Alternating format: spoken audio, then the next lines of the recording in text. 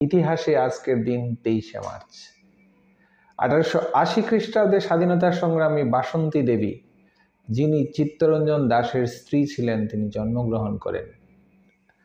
1887 খ্রিস্টাব্দে reverend James long প্রয়াত হন। 1901 খ্রিস্টাব্দে সাহিত্যিক চারুচন্দ্র চক্রবর্তী জন্মগ্রহণ করেন। 1910 খ্রিস্টাব্দে প্রজা সোশ্যালিস্ট পার্টির প্রতিষ্ঠাতা রামমোহন লোহিয়া জন্মগ্রহণ করেন। 1911 খ্রিস্টাব্দে সাহিত্যিক ইন্দ্রনাথ মুখোপাধ্যায়, যাকে পাঁচু ঠাকুর হিসাবে আমরা জানতাম, তিনি প্রয়াত হন। 1933 খ্রিস্টাব্দে হিটলার নিজেকে এক নায়ক হিসাবে ঘোষণা করেন। 1910 খ্রিস্টাব্দে তারিকা কারোসাওয়া জন্মগ্রহণ করেন। 1942 খ্রিস্টাব্দে জাপানি ফৌজ রেঙ্গুন ও আন্দামান নিকোবর দ্বীপপুঞ্জ দখল করে।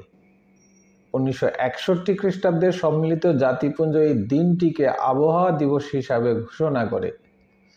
1965 খ্রিস্টাব্দে স্বদেশ প্রেমিক কবি সাবিত্রী প্রসন্ন চট্টোপাধ্যায় প্রয়াত হন।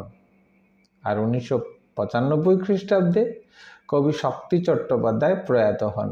1757 খ্রিস্টাব্দে চন্দননগর দুর্গ দখল করে ইস্ট ইন্ডিয়া কোম্পানির রবার্ট ক্লাইভ ও ব্রিটিশ সেনাবাহিনীর চার্লস ওয়াটসন। 1910 খ্রিস্টাব্দে জাপানি পরিচালক আকিরা কুরোসাওয়া জন্মগ্রহণ করেন। 1919 খ্রিস্টাব্দে ইতালি মিলানে ফ্যাসিস্ট আন্দোলন শুরু করে বেনিতো মুসোলিনি। 1931 খ্রিস্টাব্দে লাহোর ষড়যন্ত্র মামলায় গ্রেপ্তার হয়ে ফাঁসির মঞ্চে শহীদ হন ভগৎ সিং, শিবরাম রাজগুরু এবং সুখদেব থাপার।